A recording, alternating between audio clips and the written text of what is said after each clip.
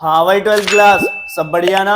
तो देख लो भाई, अब हम ना अपने एकदम लास्ट स्टेप के ऊपर है कि अब बस ये कदम रखना है और सारी चीजें खत्म हो जाएंगी, 12th खत्म हो जाएगी, फिर एक नई जिंदगी तुम्हारी शुरू होगी, वापस से सारी चीजें शुरू से करनी पड़ेंगी। बट 12th को अच्छे नोट पे खत्म करने के लिए हमें 12th का जो सबसे इंपॉर्टेंट पेपर है आर्ट्स का, हिस्ट्री, उसको अच्छे से करना होगा। जिसको करने के लिए जो सबसे ज्यादा इंपॉर्टेंट चैप्टर है तुम लोग का, जिसमें से 8 नंबर का तुमको एक क्वेश्चन देखने को मिलेगा, 3 नंबर में एक क्वेश्चन देखने को मिलेगा और लगभग 2-3 एमसीक्यू देखने को मिलेंगे, तो नहीं कम से कम तो ये चैप्टर तुम्हारा 10 से 15 नंबर का तो आने वाला है पेपर में।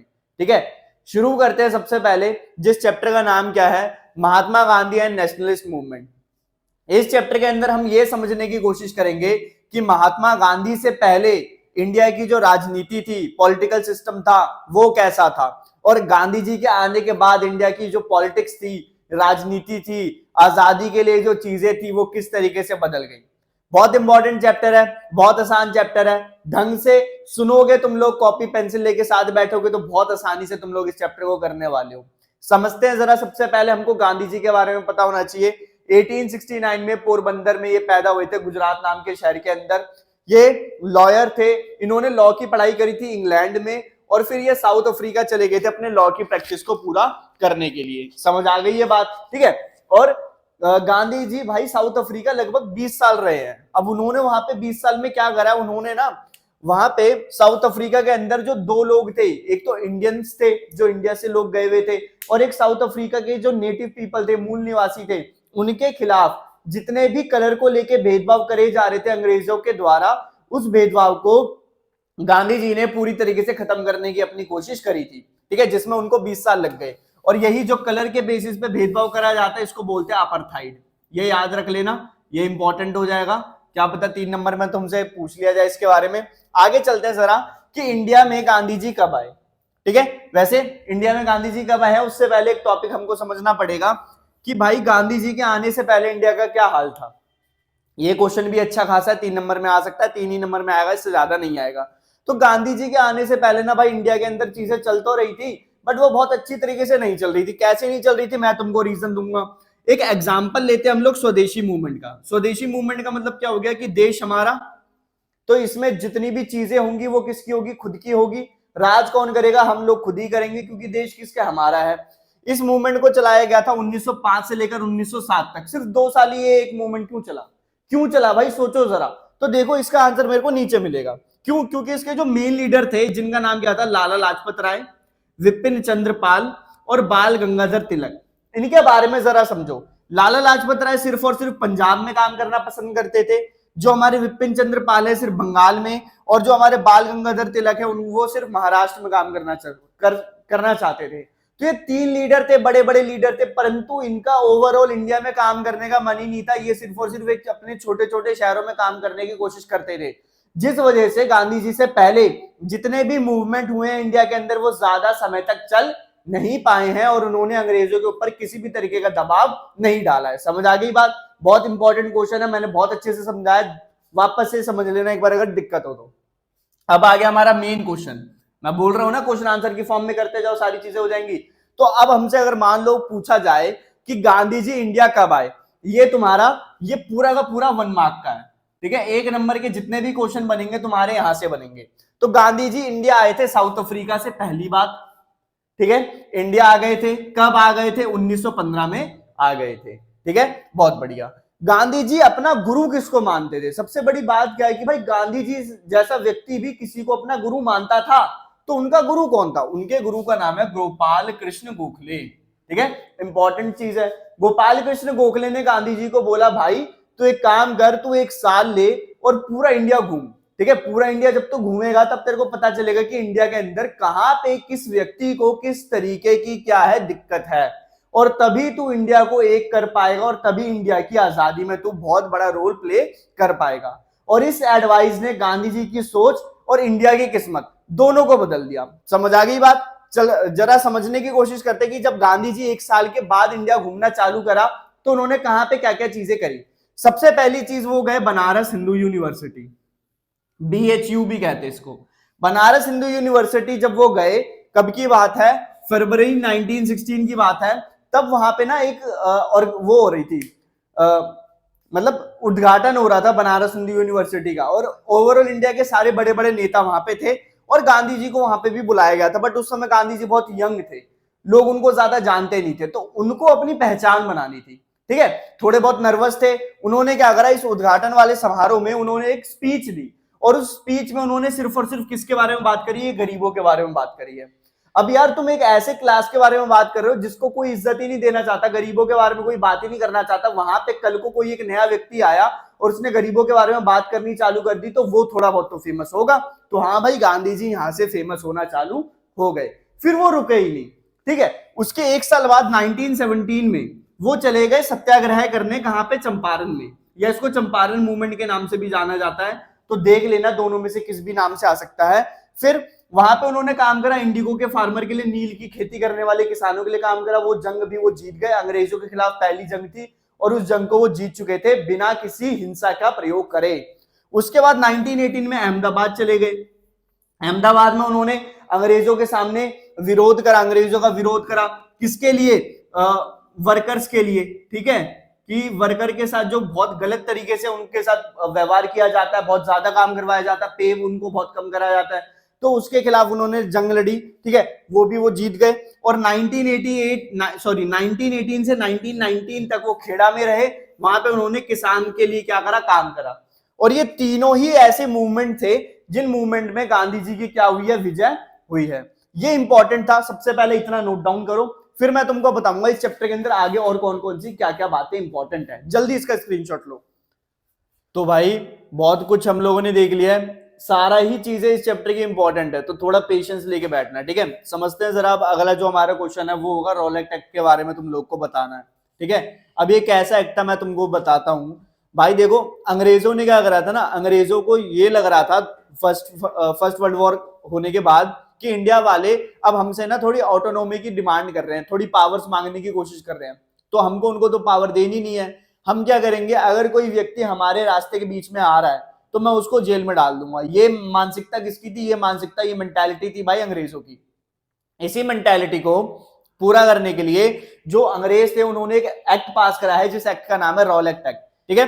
कब पास करा है, 1919, यही वो टाइम था जब फर्स्ट वर्ल्ड वॉर खत्म हुआ था। अब इसके अंदर मैंने वही बता दिया है कि इसमें किसी भी रेबल को, किसी भी बागी व्यक्ति को, किसी भी फाइटर को हम क्या कर सकते हैं, जेल में बंद कर सकते हैं बिना किसी इन्वेस्टिगेशन के। कितने साल के लिए, 2 साल के लिए। और इसको कोर्ट के सामने पेश भी नहीं करेंगे, बता भी नहीं चलाएंगे कि आखिर इसने गलती करी है या नहीं करी है, ठीक है। इसका नाम किसके नाम पे रखा गया, सर सिडनी रॉलेट, ठीक है। ये वो व्यक्ति था जिन्होंने इस एक्ट का चेयरमैनशिप करी थी। इन्होंने इस एक्ट को बनाने में बहुत ज्यादा योगदान दिया था। पंजाब के लोगों ने सबसे ज्यादा रॉलेट एक्ट को क्या करा था भाई, तिरस्कार करा था। इसके बारे में बहुत ही, मतलब इसको पूरी तरीके से खारिज कर दिया था पंजाब के लोगों ने, ठीक है। अब यहीं से बहुत इंपॉर्टेंट चीज निकलेगी जलियांवाला बाग के बारे में, उसको 1 मिनट रुको। सबसे पहले ये समझो, पंजाब के लोगों ने इसको बहुत स्ट्रांगली अपोज करा। पंजाब के बहुत सारे लीडर्स को क्या करा गया है, जेल में बंद करा गया है। फिर गांधी जी को जब ये सारी चीजें पता चली तो गांधी जी पंजाब के लिए रवाना हो गए। अब समझते हैं जरा हुआ क्या उसके बाद। रॉलेट एक्ट को पंजाब के लोगों ने बहुत ज्यादा क्या बोला, बुरा भला बोला। अब उसी का फायदा कहां उठाया, जलियांवाला बाग के अंदर। क्या बात थी भाई, 13 अप्रैल 1919 की बात थी। पंजाब के लोग मिले थे अमृतसर में, ठीक है, जलियांवाला बाग नाम की एक जगह में, एक गार्डन था, यहाँ पे मिले थे पंजाब के लोग, ठीक है। अब वहां पे क्या करा, जनरल डायर जी आ गए। जनरल डायर ने क्या करा भाई, वहां के लोगों को ना वार्निंग ही नहीं दी। एक ही एंट्री था, एक ही एग्जिट थी, मतलब एक ही रास्ता था जाने का भी आने का भी। जनरल डायर ने वो रास्ता ब्लॉक करा और ओपन फायर कर दिया लोगों के ऊपर। और उस ओपन फायर के अंदर लगभग 400 लोगों की क्या हुई है, मृत्यु हुई है।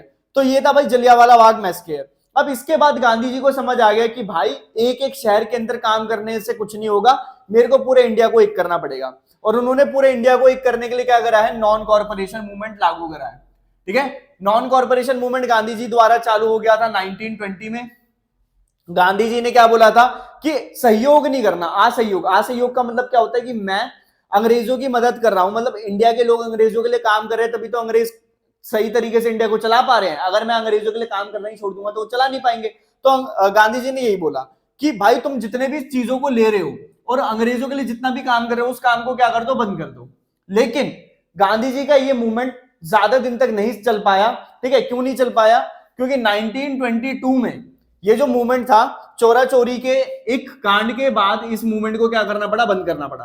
हुआ क्या था, लोग अपना एक पीसफुल प्रोटेस्ट कर रहे थे, ठीक है, पुलिस स्टेशन के लोग आए, उन्होंने लोगों को कुछ करा होगा, कुछ लाठी वाठी चार्ज करी होगी, जिस वजह से लोगों के अंदर आक्रोश आया और उन्होंने पूरे पुलिस स्टेशन को ही क्या कर दिया, जला दिया। लगभग 21-22 पुलिसकर्मी उस चोरा चोरी के इंसिडेंट में क्या हो गए थे, मौत के घाट उतार दिए गए थे, जिस वजह से गांधी जी को समझ आया कि भाई इन लोगों से मूवमेंट कराने से पहले इनको सिखाना पड़ेगा कि मूवमेंट में रहना किस तरीके से है, हिंसा का प्रयोग नहीं करना, अहिंसा का प्रयोग करना, तो उनको सिखाना पड़ेगा, जिस वजह से उनको इस नॉन कॉर्पोरेशन मूवमेंट को क्या करना पड़ा, बंद करना पड़ा। यहां पे मैं तुमको एक होमवर्क दूंगा, ठीक है, खिलाफत मूवमेंट के बारे में तुम लोग पढ़ोगे, ठीक है।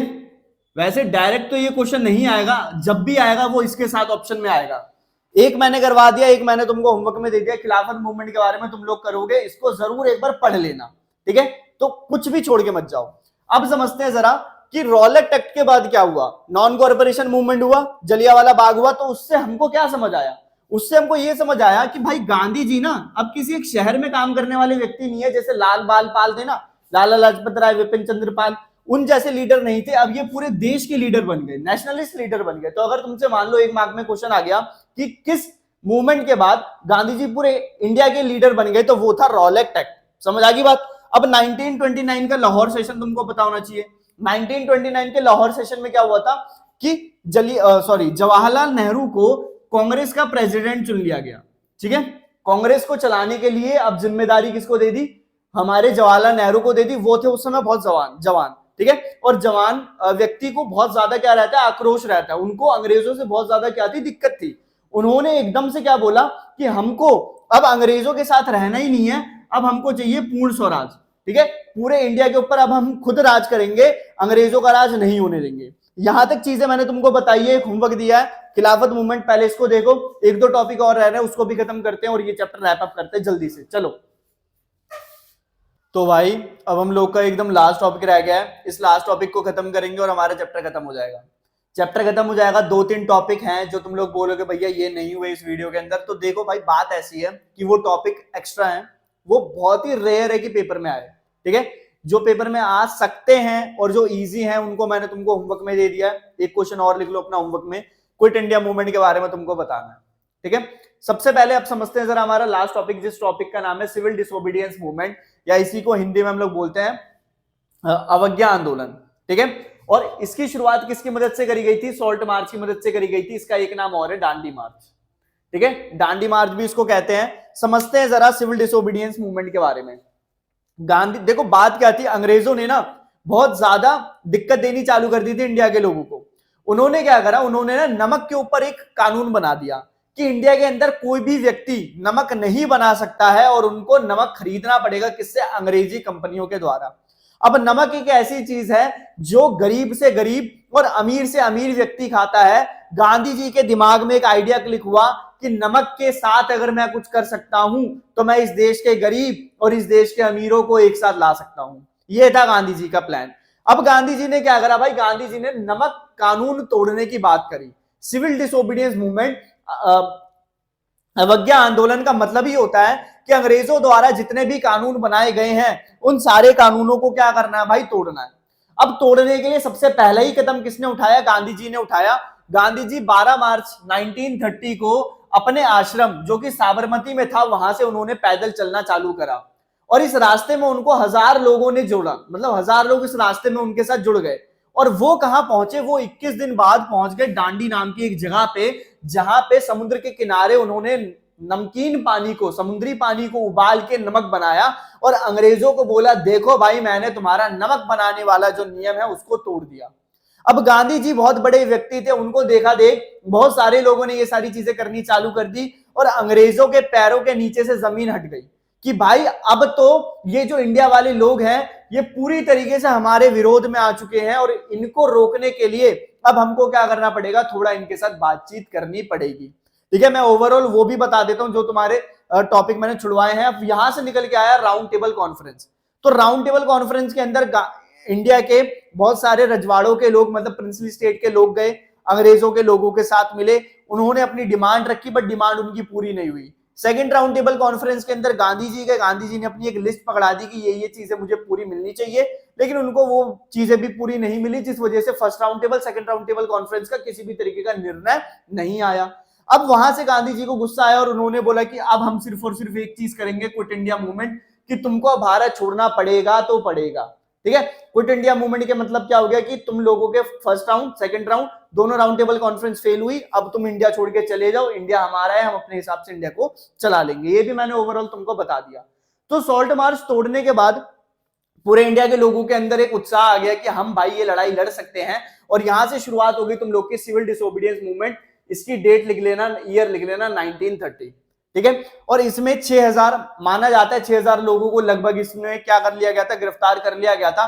बट यार बात ये थी कि पूरे इंडिया यूनाइट था।